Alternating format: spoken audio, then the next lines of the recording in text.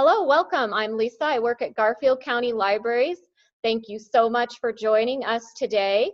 We have with us Dr. Silas Conundrum, and he will be talking to you in just a little bit. He's got some really cool things to show us tonight.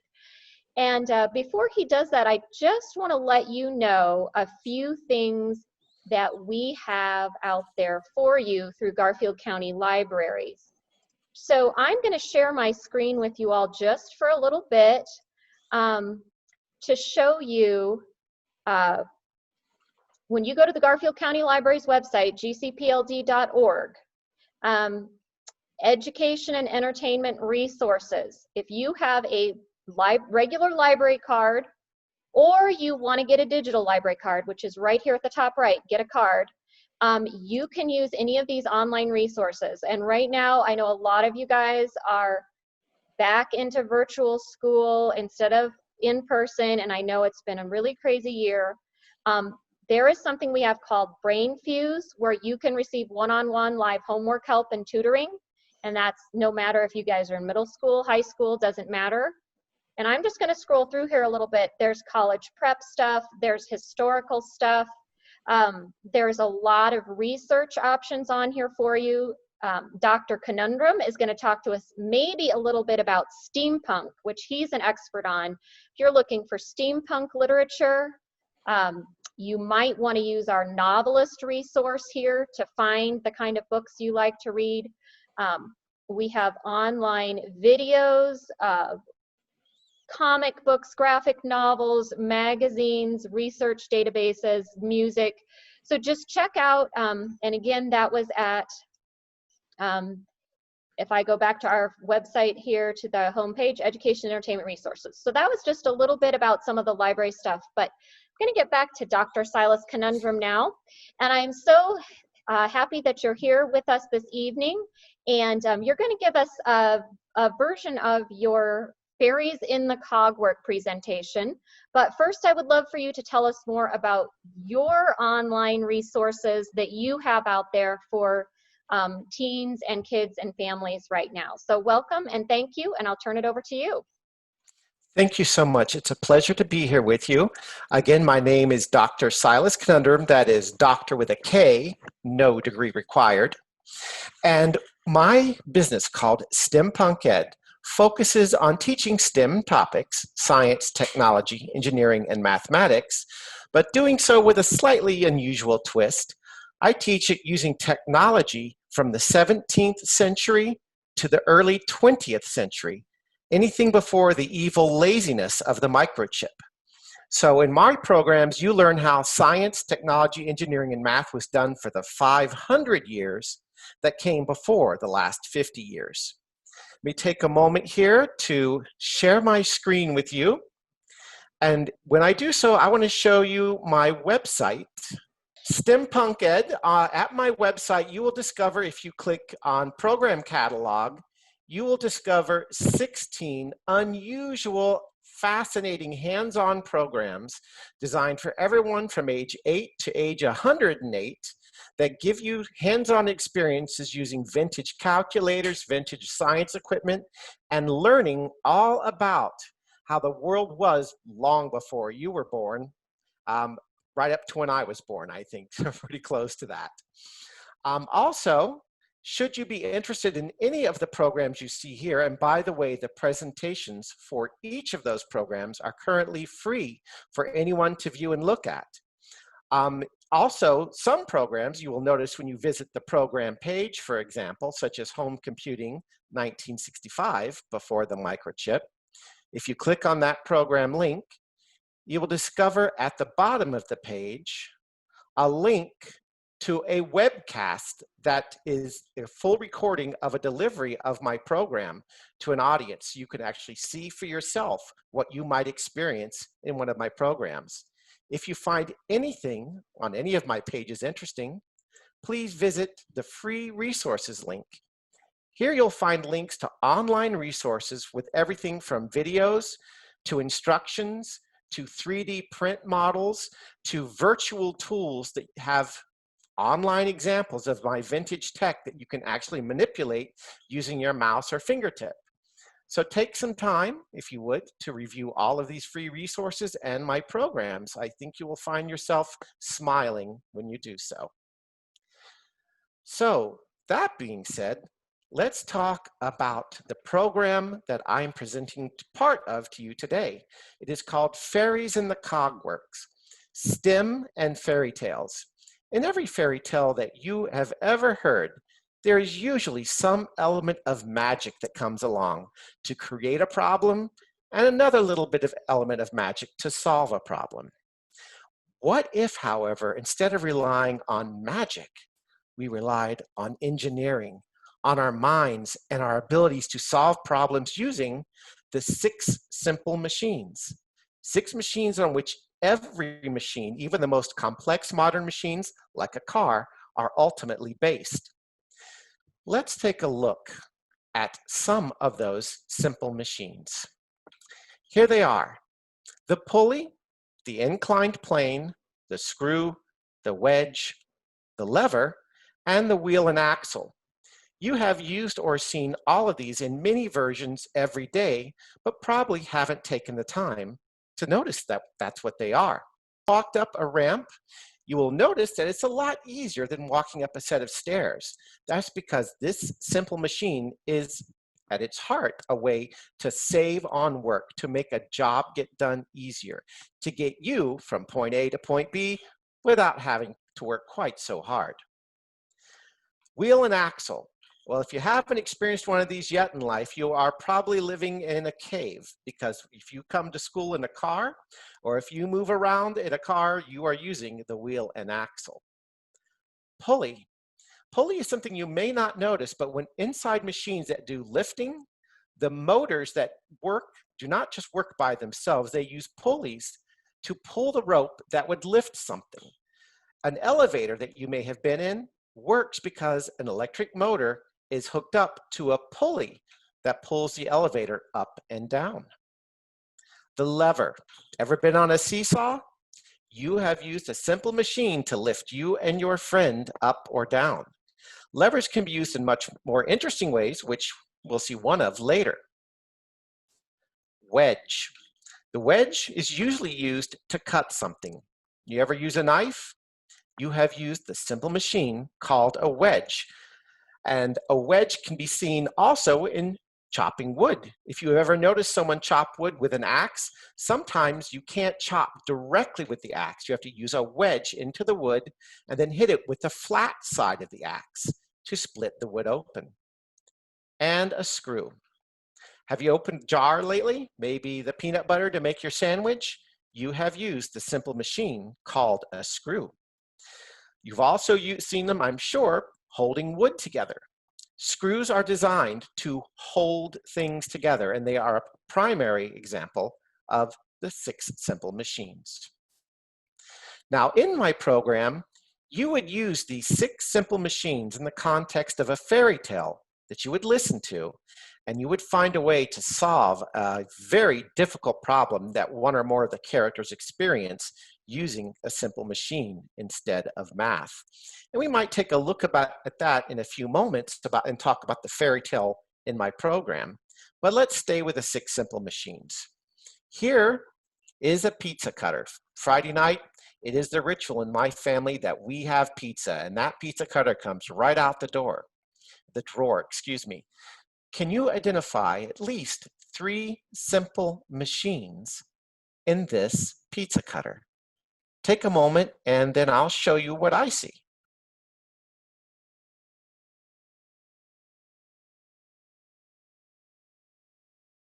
All right. Well, if you look very carefully, there are at least 3 simple machines at work here. The handle is a form of a lever because you use it to put weight down from your hand onto the pizza to cut it. All levers have what's called a fulcrum, the point on which they pivot.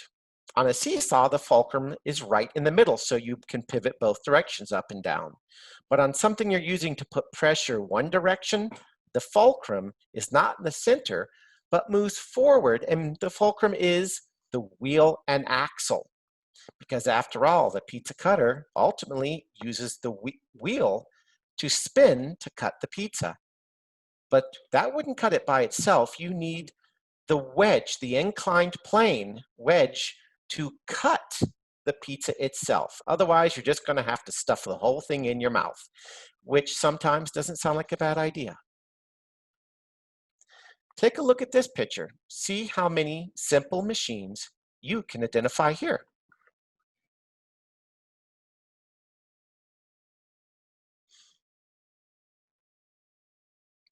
All right, take a closer look. The tool that the person is using to move the boxes is called a hand truck, or sometimes called a hand dolly. It itself is several simple machines. The first is a lever. If you look carefully, all the boxes are resting on a metal frame that comes down and forms an L shape. That L shape is two simple machines happening at once. It is a lever, but it is also a fulcrum on the wheel and axle, just like the pizza cutter was. So we have two levers working, one to hold the boxes, one to lift the boxes, with the fulcrum being, again, a wheel and axle. And to make it so much easier to move these boxes up into the truck bed, we're using an inclined plane. All right, my favorite of the complex combination of simple machines, the bicycle. Take a few moments and see what simple machines you can identify here.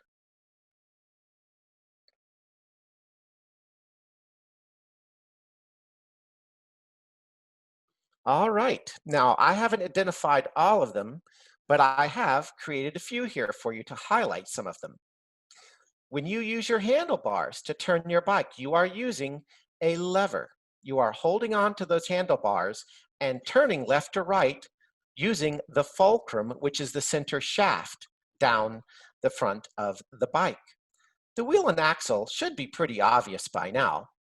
Our old friend, the pulley, comes into play, especially in a bicycle. If you look here, because the chain, it would be sort of like a rope or cable, and it would be moving across the wheel or axle or pulleys that you see both in the front and the rear of the bike. When you use those pedals to get moving, again, you're using the simple machine, a lever. In this case, the lever happens to be attached to a wheel and axle, but a very special kind of wheel and axle.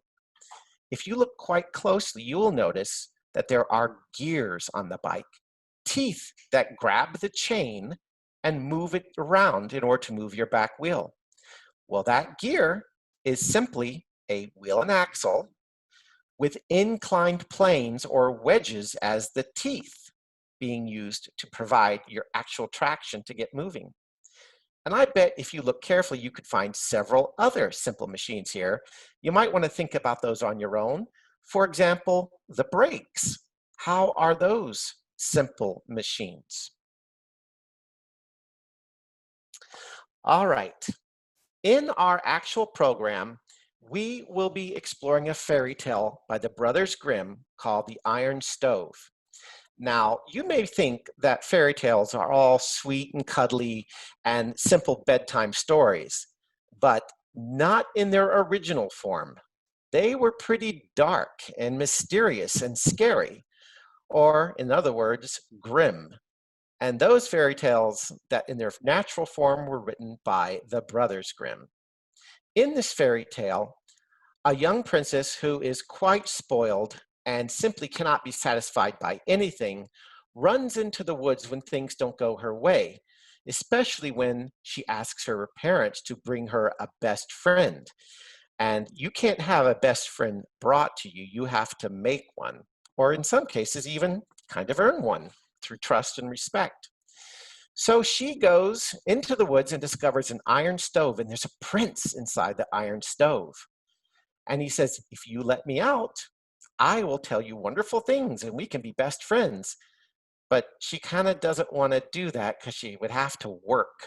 She would actually have to help him out of there. And so she doesn't do it. Eventually, she ends up having to do it. They become really close, but he says he has to leave. And in leaving, he wants to take her with him.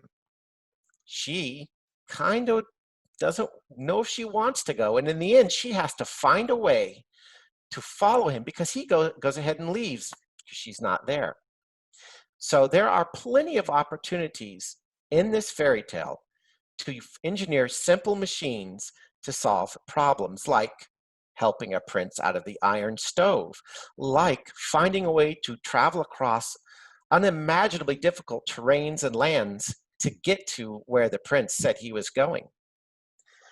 So let me show you one example of a simple machine that I created to solve this problem of telling someone at a distance, hey, wait for me, I'm not here right now. I do need to take a moment to switch screens here. So going to my design sheet here, you would be using this in the program to identify what challenge you see in the fairy tale that you want to solve, such as getting a prince out of a stove, such as traveling a long distance. My message was, or my thought was, if only she could send the prince a message saying, just give me some more time to think about this. I'll be there later. It would have solved so much. We wouldn't have had to do so many other things. So I'm going to find a way to send a medieval text message. Now, what am I going to use to do that? Well, I'm going to use the simple machines for sure of a lever, a wheel and axle, and a pulley, and maybe a wedge, depending on how I end up working on it. So I just put a little dash around that to say, hey, maybe a wedge, maybe not. Now that I've come up with my challenge and the simple machines I want to use, it is now my job to sketch a simple machine to solve the problem. And you may think you recognize this machine as a catapult. You would be wrong. This is a medieval texting machine, and I'll show you how that's the case soon. The simple machines at work here are sketched out really easily and how they work. You see wheel and axle all across here to move it. We have a lever, which is what we use to launch the message, and a fulcrum right there for it to bend on, and a pulley, which will lift a load of rocks up high and then drop them down on the lever to cause it to spring up and launch the message. And for the big reveal, just a moment, you can see here my catapult that I designed using my 6 simple machines. Allow me to introduce you to its various parts. Again, we have wheel and axle, lever and fulcrum, and right here a pulley. So what we would do is we would select the text message we would want to send, like, wait for me, or maybe meet you there, or possibly something like, I'm just running late. And of course, what is a modern text message without an emoji? And so we might want to send a little heart along with it. So what we will do is we will use the pulley and there's the part of the catapult right there. Hopefully you won't be too startled or eat the machine. Hello, sweetie. Gonna raise the bar up. You can see that the lever goes all the way back. We put our text messages in the text message launcher, if the cat again allows me to do so. This is Motzi, by the way. He's one of the stars of our household show every day. There we are. And we launched the cat. You couldn't see it, but his paw grabbed the string or the back part of it, and it didn't launch. But theoretically, at least, this catapult, when not cat assisted, will actually send a text message. Also, I had another idea for designing a machine. And oh, by the way, this is built quite simply out of sheets of cardboard, Amazon boxes, as you can probably tell. I used a straw and a straw and a skewer to create the fulcrum here, and straws and skewers to create the wheels and axles. So a very basic machine, but pretty elegant. But my other design idea was, dog is man's and woman's best friend. Maybe we just need a dog, all apologies, Motzi, to come and deliver the message and say, hey, Billy's stuck in the well. No one will get that reference unless you're old. And maybe solve the problem that way with a dog. So I thought maybe we should create a mechanical dog. Let me adjust this a little bit for full effect. That will travel, wag its tail, and say, bark, bark, bark. Don't go, don't go. And this is also a series of simple machines. Every single one of these moving parts you see up here are levers. Fulcrums are here, here, and here, and in behind. Oops, and just turning this crank gets those levers moving. Underneath, I have a very special kind of wheel and axle called a cam. Cams are the medieval method of coding machines to do things. You can see that's a wheel and axle, but what's odd about this wheel and axle is the axle doesn't go through the center. It goes through one far side. And because of that, the axle and wheel now create movements of up and down. So the two cams, which are simple wheels and axles, now are used to move more levers, moving more levers to create movements that are a lot like a living thing. Oh, cute little puppy dog. Yes. All right, let me stop the screen sharing there. And we will take you back to my website really briefly, because I would like you to take some time after this lovely message that's going to follow from our librarian. Just a moment. Take a moment to, again, visit the website, especially take a look at all of these free resources, which are great for teachers, for students, for anyone who wants to learn more about technology as it used to be used to solve all the problems. And one of the reasons why I focus on this old technology is it's very steampunk. Steampunk comes from the Victorian era, which the books of Jules Verne really do a good job of in giving you a sense of what kind of technology and what kind of imagination existed back then. 20,000 Leagues Under the Sea, one of the first books I ever read. I strongly recommend you checking that out to see ideas of how the modern idea of a submarine was created in the mind almost 100 years before a submarine was actually made. So you can take a look at all these resources. Some are links to 3D print files, some are to online simulations, some are to instructions. And also go to my programs catalog and visit each one of my programs and visit the free presentations that give you an idea of how all this technology worked, but more than that, it gives you an idea of the history, the society, and the culture behind every piece of it. All right, I think that concludes my portion of this program. Back to you, Lisa. I'm afraid we can't hear you. Thank you, Dr. Conundrum. Yes, you could. Sometimes that mouse just doesn't click how I want it to. That would be what, my lever that's not working correctly, maybe? It would actually be a lever, and the fulcrum would be on the inside. The unit that makes it, the spring too, would help it pop up and down, which if you look at a spring, it's much like a screw in that it is an inclined plane wrapping around across its surface. Gotcha, great. Well, I learned a lot of new things tonight. I really appreciate that. And all the resources that you've made available, that's awesome. I'm going to show folks just a little bit more of the rest of our, this was our kickoff for our Teens and Machines month. So I just want to let folks know what we've got going on in the library. So for 3 weeks, we're going to have some kits at the library. First come, first serve, pick them up.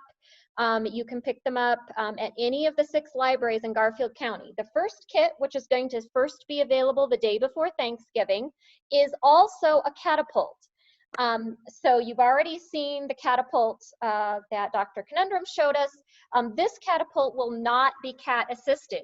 It can, however, be used to throw things for your cat. So this, I'm going to just move it a little bit so you can get a feel for it.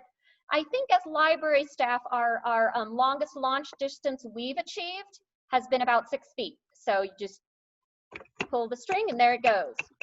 Okay, the next Wednesday after that, we are going to have this clock, and I'm going to hold it a little closer. It does not actually keep time, but it uses gears, and I might be making time go backwards, which would be a really great trick. And this is in the steampunk style. And maybe, Dr. Conundrum, could you just tell us a word about your connection to this product? Certainly. The company that makes that particular model is called U-Gears, stands for Ukrainian Gears, because the company is based in the Ukraine.